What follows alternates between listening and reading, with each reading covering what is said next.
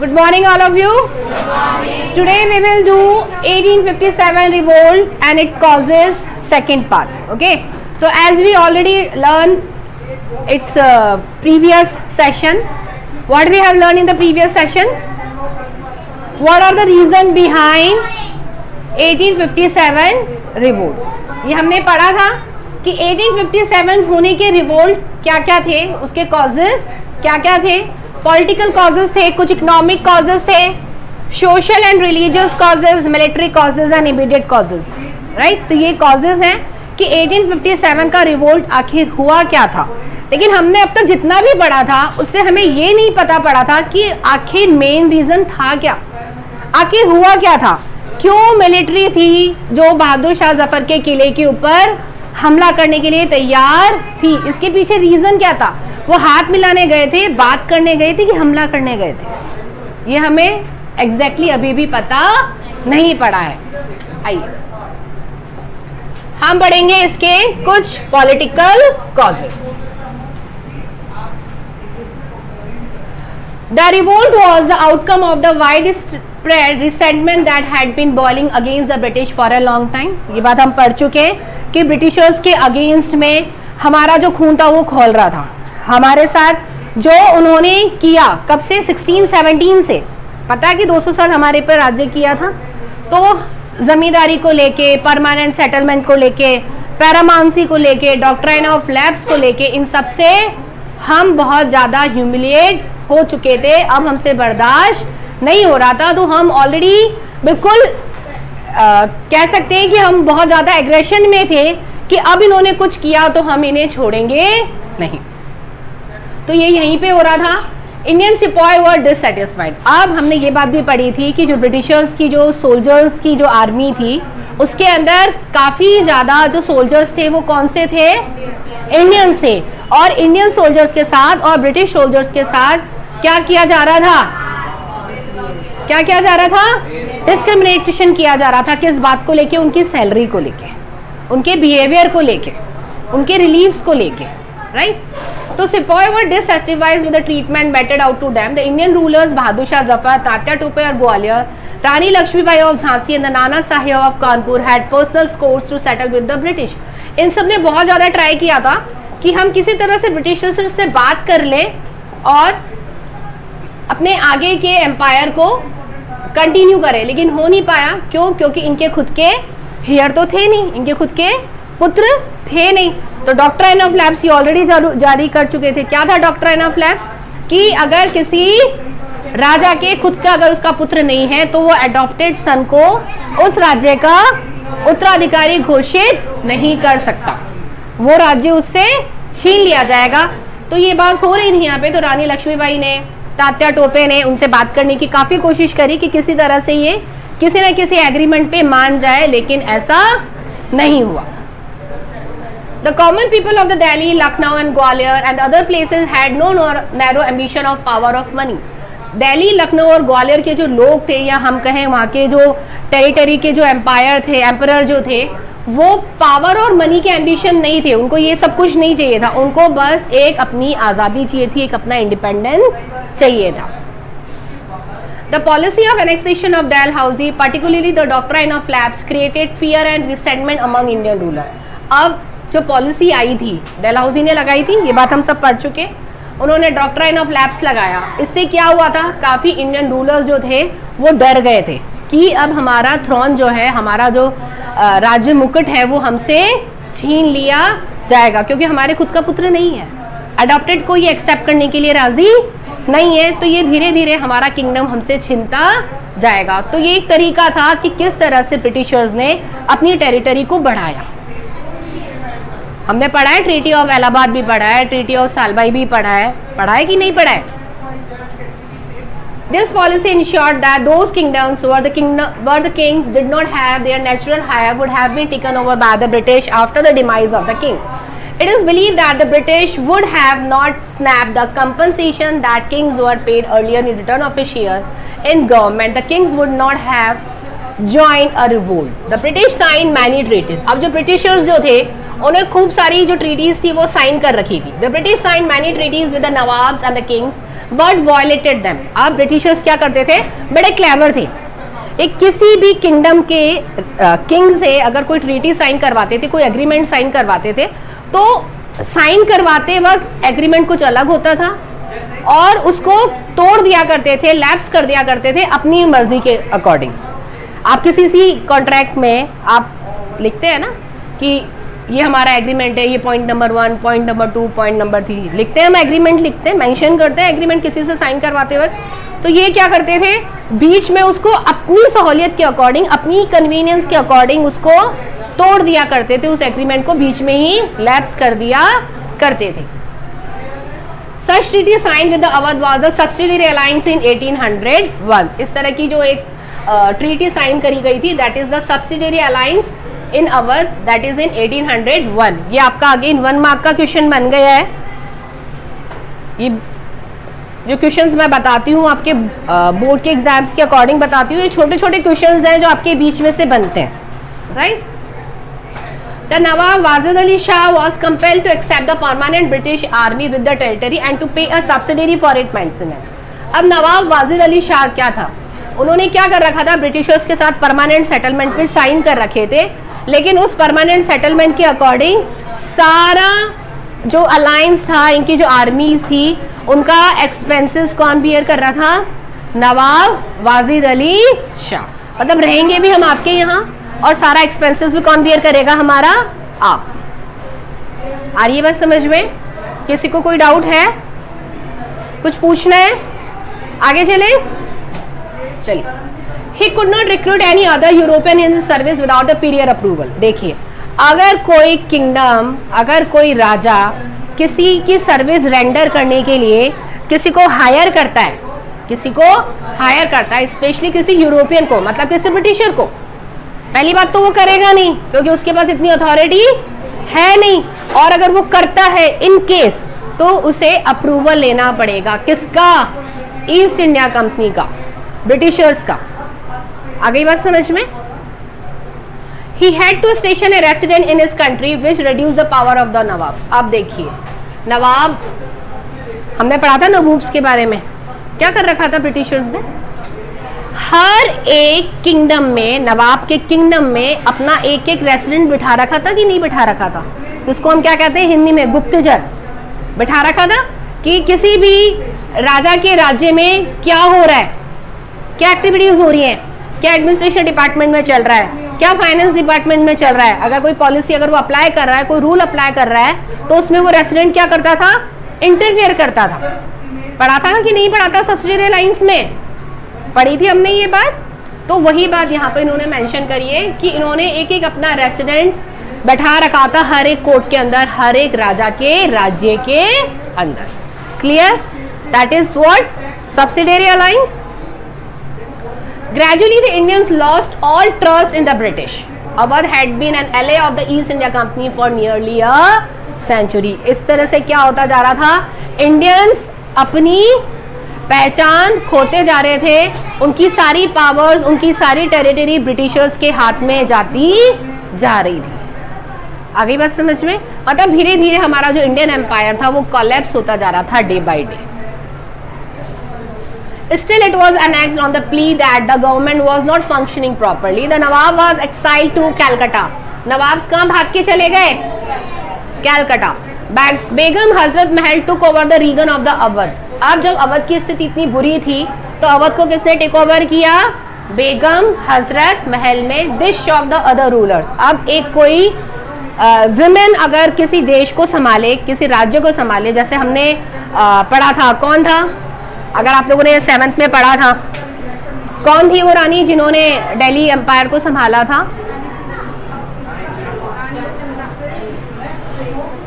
रजिया सुल्तान। रजिया सुल्तान थी कि नहीं? उन्होंने संभाला था, लेकिन वही बात कि एक वुमेन एम्पावरमेंट को कोई भी बियर नहीं कर सकता था, इसलिए उनके ही नोबल्स ने मिलके उनको एक युद्ध के दौरान मार दिया। तो इसी तरह से यहाँ पे हुआ, बेगम हजरत महल ने अवध के रीजन को संभाल लिया, अवध के राज्य को संभाला। इससे जो बाकी जो रूरल्स थे बड़े शॉक्ड हुए थे कि एक वुमेन कैसे किसी किंगडम को संभाल सकती है। नाउ इकोनॉमिक कॉजेज क्या क्या हुए? What are the economic causes? The policy of economic exploitation and the destruction of the traditional Indian economic structure by the British caused widespread resentment among Indians. The zamindari system exploited the peasants. इस बारे में हमने पढ़ा जमींदारी system के बारे में। क्या करते थे ये लोग? क्या करते थे जमींदारी सिस्टम में? पढ़ा है कि नहीं? Then reply. क्या करते थे परमानेंट सेटलमेंट में? परमानेंट था, लैंड के ऊपर एक बार टैक्स फिक्स कर दिया जाता था, राइट? और ये परमानेंट सेटलमेंट भी सक्सेस नहीं हो पाया था। क्यों? क्योंकि उनका रेवेन्यू तो ज्यादा जनरेट हो ही नहीं पा रहा था, हर बार का एक ही टैक्स फिक्स था। तो फिर उन्होंने क्या किया, इसको चेंज किया। फिर क्या किया इन्होंने कि लैंड को मेजर करके हर एक लैंड की अलग अलग रेवेन्यू फिक्स कर दी। तब ओवरऑल कहने का मतलब ये था कि ब्रिटिशर्स का मेन सोर्स ऑफ इनकम क्या था? रेवेन्यू। कि हमारे पास तो किसी ना किसी तरह से रेवेन्यू जनरेट होता रहना चाहिए, वहीं उसमें कहीं स्टॉपेज नहीं आना चाहिए, राइट? इसके लिए उन्होंने जमींदार अपॉइंट कर रखा था हर एक विलेज में कि आपको जमींदार की ड्यूटी क्या थी कि आपको टैक्स कलेक्ट करके लेके आना है और एज ए रेवेन्यू हमारे यहाँ पे डिपॉजिट करवाना है। The zamindari system exploited the peasants who were forced to grow only those crops that the British industries required. That's like indigo. था कि नहीं? क्या बोला था ब्रिटिशर्स ने कि हमारे लिए इंडिगो ग्रो करो, हम आपको लैंड देंगे, हम आपको सीड्स देंगे, आपको फर्टिलाइजर्स और मॉडर्न इक्विपमेंट्स देंगे, लेकिन शर्त क्या होगी कि आप हमारे लिए इंडिगो ग्रो करोगे। लेकिन पीजेंट्स को ये बात समझ में कब आई कि हमारे साथ धोखा हो रहा है? उनको ये पता पड़ा कि एक बार किसी लैंड पे अगर हम इंडिगो ग्रो कर लेते हैं तो वो सॉइल अपनी फर्टिलिटी को लूज कर देता है, जिसकी वजह से पीजेंट्स को काफी नुकसान होता था, वो और दूसरी क्रॉप उसके ऊपर ग्रो नहीं कर पाते थे। फिर उन्होंने क्या कहा कि 25% लैंड हम हमारे लिए सेव करके रखेंगे दूसरी क्रॉप ग्रो करने के लिए। बोला था कि नहीं बोला था? तो उसके बारे में बताया है यहाँ पे। They were tortured or jailed to failure to pay the revenue in time. अगर कोई peasant रेवेन्यू टाइम पे नहीं पे कर पाता था तो उसको मेंटली और फिजिकली हैरेसमेंट करते थे, टॉर्चर करते थे, या कई बार उसको जेल भी भेज देते थे। क्यों? क्योंकि मुझे तो रेवेन्यू चाहिए मेरा, कहीं से भी लाके दो। चाहे आपका क्रॉप का प्रोडक्शन हो रहा हो, चाहे आपके ड्रॉट आया हो, चाहे आपके फ्लड आया हो, चाहे फेमाइन आ रखा हो, उससे ब्रिटिशर्स को कोई मतलब नहीं था। उन्हें तो किससे मतलब था? रेवेन्यू से। चलिए, industrial goods like textile from the Britain flooded the Indian market. हमने बात पढ़ी थी इंडस्ट्री वाले चैप्टर में। क्या पढ़ा था कि हमारे यहाँ पे इंडस्ट्रियल सेक्टर बड़े अच्छे से स्मूथली रन कर रहा था, लेकिन जब से इन्होंने modern technology, advance technology use में ली तो हमारे हैंडीक्राफ्ट आइटम्स की जो डिमांड थी मार्केट में वो क्या होती गई? कम होती गई, क्योंकि हमारी हैंडीक्राफ्ट आइटम की जो प्राइसेस थी वो बहुत ज़्यादा होती थी, राइट? और वो जो मैन्युफैक्चर करते थे वो बड़ा चीप रेट में उनको पड़ता था। तो हमारा मार्केट तो धीरे धीरे खत्म होता गया और ब्रिटिशर्स का मार्केट वाइड स्प्रेड होता गया। यहाँ तक किसी को कोई प्रॉब्लम? उसकी वजह से क्या हुआ? हमारे यहाँ पे अनएम्प्लॉयमेंट स्टार्ट हो गया। आर्टिशियंस थे, जो पोट्री मेकर्स थे, वो क्या हुए? अनएम्प्लॉयड होते चले गए, क्योंकि वो जो स्पेस था, वो जो एरिया था, वो कौन कैप्चर कर चुका था? Industrial market. Whenever the princely states were annexed, the British got rent-free land. Rent-free land से क्या मतलब है? Of course, वो टेरिटरी है ब्रिटिशर्स के अंडर में है, तो वो कौन सा रेंट पे करने वाले हैं? एक बात बताइए, एनेक्स कर जाना मतलब, एनेक्स मतलब हर एक टेरिटरी को जीतते हुए चलते हुए जाना। तो किसी लैंड का वो क्या रेंट पे करने वाले हैं क्या? क्यों करेंगे? किस लिए करेंगे और किसके लिए करेंगे? अब तो वो टेरिटरी उनकी है, तो सारा लैंड ही उनका है, सारा लैंड ही उनका है ना। तो रेंट किसको देने वाले? रेंट ले सकते हैं, दे नहीं सकते। Clear? And a huge amount of money, of course सारे पैसा भी उन्हीं के पास जाने वाला है। The common people face unemployment and poverty when Awadh was occupied by the British. Nawab's officials were dismissed and his army was disbanded. About 60,000 professional soldiers lost their livelihood. देखिए अब अवध में जब ब्रिटिशर्स ने कब्जा किया था तो सब कुछ ही उनका था. इवन जो सोल्जर्स थे, इंडियन सोल्जर्स थे, उनको भी आर्मी से निकाल दिया गया था. उस वक्त अराउंड 60,000 इंडियन सोल्जर्स ने अपनी जॉब खोई थी. ब्रिटिशर्स ने क्या किया था, अवध के ऊपर कैप्चर किया था. जब अवध की बाउंड्रीज पे जो बेगम हजरत महल थी, उन्होंने हमारे इंडियन सोल्जर्स लगा रखे थे. उससे ब्रिटिशर्स काफ़ी नाखुश थे. वैसे वो तो नाखुश रहते थे इंडियन सोल्जर्स के साथ. तो इंडियन सोल्जर्स अराउंड 60,000 जो इंडियन सोल्जर्स थे, उनको उन्होंने जॉब से निकाल दिया था. Now social and religious causes. The social reformers by the British were considered an interference in the customs and tradition of the Hindus. अब क्या हुआ,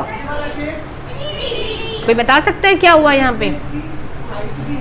The social reforms by the British were considered as interference in the custom and tradition of the Hindus. अब Britishers ने क्या किया कि इनको अब किसी तरह से रिलीजियसली ह्यूमिलिएट किया जाए. इनका जो धर्म जो है ना, इनका उसको लेकर हम उनको किस तरह से हैरेस करें. उनका तो मेन एम था हमें परेशान करना, हमें यहाँ से निकाल देना, राइट. तो अब उन्होंने सोचा कि क्या हम ऐसा करें जिससे इंडियंस को ह्यूमिलिएट किया जाए. तो उन्होंने हमारे कस्टम और ट्रेडिशन पे हमला किया. किस पे किया? हमारे कस्टम एंड ट्रेडिशंस पे. Many Indians oppose the introduction of the Western education and the conversion of Indians to the Christianity.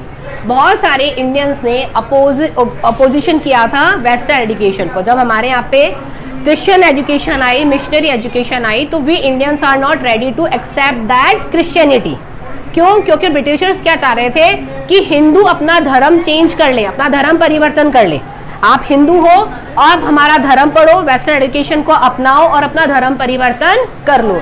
ऐसा धर्म परिवर्तन कर लोगे तो जो आपकी ज़मीनें हमारे अंडर में हैं, आपको वो ज़मीनें वापस दे दी जाएगी. लेकिन शर्त क्या थी कि आपको अपना धर्म परिवर्तन करना पड़ेगा, क्रिश्चियन मिशनरी को अपनाना पड़ेगा. इस चीज़ के लिए हम इंडियंस रेडी नहीं थे. The Hindu law of property was changed and enabled to a Christian convert to receive the share of the ancestral property. अब क्या किया? The Hindu law of property. अब ब्रिटिशर्स ने क्या किया? अपना जो हिंदू लॉ है, हमारा जो अपने धर्म का जो हिंदू लॉ है प्रॉपर्टी से रिलेटेड, उसको भी चेंज करवा दिया. क्या लिखा? To enable a Christian convert to receive his share of ancestral property. कि आपके पुरखों का जो जमीन का हिस्सा जो हमारे पास जमा है, आपके बाप दादाओं का, आपके दादाजी का, आपके पापा जी का जो भी जमीनें हैं, एंसेस्ट्रल प्रॉपर्टी जो है, जो ब्रिटिशर्स के पास जमा है, डिपॉजिट है, वो आपको दे दी जाएगी. लेकिन टर्म्स एंड कंडीशन क्या होगी? अपना धर्म चेंज करना होगा. तो इन्होंने हमारा हिंदू लॉ भी चेंज करवा दिया. क्या ये सही था? चलिए. The spread of the railways created further fear among the poor and the illiterate section of the society that they would lose their caste. Even उन्होंने रेलवे सिस्टम में भी ये कर रखा था. हम टिकट लेके रेलवेज में चढ़ते थे तो भी हमें सीट नहीं मिलती थी. हम खड़े रहते थे और ब्रिटिशर्स बैठे रहते थे. पैसे हमने भी दिए हैं, पैसे उन्होंने भी दिए हैं, लेकिन फिर भी हमारे साथ ये डिस्क्रिमिनेशन होता था कि रेलवेज में भी हम खड़े ही जाते थे. रेल में भी हमें बैठने के लिए सीट नहीं दी जाती थी, हमें लोअर कास्ट का समझा जाता था. Indian were not allowed to travel in the first class. देख लीजिए, फर्स्ट क्लास ट्रेन के कंपार्टमेंट में भी हमें ट्रैवल करने की आज़ादी नहीं थी. चाहे हम उसका पैसा दे रहे हो टिकट का, तो भी हमें फर्स्ट कंपार्टमेंट की सीट नहीं मिलती थी. टिकट ही नहीं मिलती थी. सीट तो छोड़ो, टिकट भी अवेलेबल नहीं था. The conservative Indians were alarmed by the rapid spread of the Western culture and English education in India. Moreover, the British looked down upon Indians and followed a policy of the racial discrimination. ये तो हो ही रहा था. उसके साथ Britishers ने क्या किया? कौन सी पॉलिसी अपना ली थी उन्होंने? Racial discrimination. रेशियल डिस्क्रिमिनेशन हम सब समझते हैं क्या होता है, काले और गोरे का डिफरेंस. तो ये पॉलिसी भी उन्होंने हमारे यहाँ पर स्टार्ट कर दी. They consider themselves as superior, as we already know. क्या था? पैरामाउंसी क्या डिक्लेयर कर दिया था ब्रिटिशर्स ने अपने आप को कि हम तो सुपीरियर हैं और सारे इंडियंस लोअर हैं, हमारे आगे कहीं नहीं लगते वो। They advocated a judicial system based on the principle of equality, but in actual practice it was biased. इन्होंने कई बार कोशिश करी हमारे जुडिशियल सिस्टम को सुधारने की भी, कि ये जो पॉलिसीज हमारे लिए अपनाई जा रही है, रैशल डिस्क्रिमिनेशन वाली, सुपीरियर पैरामाउंसी वाली, इन सबको हमें अलग कर देना चाहिए। Now the military causes. अब तक हम पढ़ते आ रहे थे कि ये रिवोल्ट हुआ, वो रिवोल्ट हुआ, लेकिन रिवोल्ट हुआ क्यों था? अभी तक ये रिवोल्ट हुआ क्यों था? अब इसका हमारा मेन रीजन आएगा, that is the military cause. इसी की वजह से ये रिवोल्ट ऑफ 1857 हुआ था, इसी की वजह से रिवोल्ट ऑफ 1857 हुआ था। The sepoys helped the Britishers to establish their empire in India, but instead of receiving award or the promotion, they were humiliated by the British. As you already know कि Indian soldiers में, Indian जो हमारे soldiers थे वो British army का हिस्सा थे। बहुत सारे उन्होंने हमारे इंडियंस को ही एज अ सोल्जर अपॉइंट कर रखा था। चाहते तो वो हमारे लिए, हमारी तरफ से लड़ सकते थे, लेकिन एज ए इंडियन सोल्जर होते हुए भी उन्होंने ब्रिटिशर्स का साथ दिया हमेशा। लेकिन उसके बदले में ब्रिटिशर्स ने उनके साथ क्या किया? उन्हें ह्यूमिलिएट किया। किस तरह से उन्हें ह्यूमिलिएट किया? There was discrimination between the Indians and the British soldiers. The highest pay given to an Indian sepoy as subedar was less than the minimum pay of a European recruit. The Act of 1856 made it compulsory for new Indians recruited to serve overseas.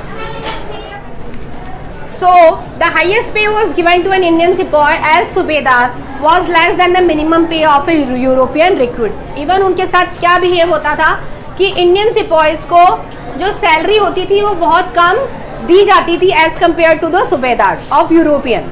The Act of 1856 made it compulsory for the new Indian recruit to serve overseas. It hurt the feeling of the soldiers as Hindus believed that overseas travel would lead to the loss of the caste. अब ये यहाँ पे उन्होंने क्या कर दिया था कि कोई भी इंडियन सिपाही को अगर ब्रिटिश अपॉइंट करता है अपनी आर्मी के अंदर तो उसको ओवरसीज में भी जाना पड़ेगा, मतलब अपने देश से बाहर जाके उसको मिलिट्री का काम करना पड़ेगा, जो इंडियंस को राजी नहीं था, क्योंकि दूसरे देश में अगर वो जाते हैं तो उन्हें अपना धर्म परिवर्तन करना पड़ता। Now what is the immediate cause? ये मंगल पांडे हैं हमारे जिनकी वजह से ये हुआ था। The cartridges of the new Enfield rifle has grease paper cover which had to be bitten off before the cartridges was loaded into the rifle. अब यहाँ पर क्या हुआ था? ब्रिटिशर्स ने क्या किया था हम इंडियन सोल्जर्स के साथ कि at the time of war हमें क्या दिए गए थे? उन्होंने कार्टिजेस दिए गए थे। कार्टिजेस मतलब समझते हैं आप लोग, जो राइफल के अंदर हम डालते हैं गन शूट करने के लिए। तो उस वक्त कैसे कारतूस आए देते थे? कार्टिजेस जो किस तरह के आते थे, वो आपको उसको मुंह से ओपन करना पड़ता था, उसके बाद आप उसको राइफल के अंदर डालते थे। लेकिन जो वो बने हुए थे वो अब अपने धर्म के खिलाफ करने के लिए, देखो कैसे किसी का धर्म भ्रष्ट किया जाता है। ब्रिटिशर्स ने क्या किया?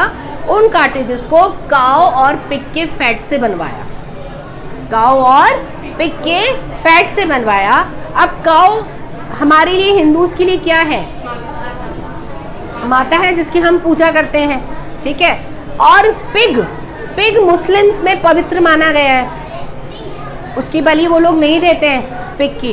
तो दोनों धर्म के लिए उन्होंने क्या कर दिया? क्या करा? दोनों धर्म को खत्म करने की, अपने मतलब धर्म के साथ खेलने की उन्होंने कोशिश करी। जब इंडियन सोल्जर्स को ये बात पता पड़ी कि जो कार्टिजेस हैं वो काऊ और पिग के फैट से बने हुए हैं, तो उन्होंने उसको यूज़ करने के लिए मना कर दिया और उसी वक्त ब्रिटिश आर्मी को छोड़ दिया।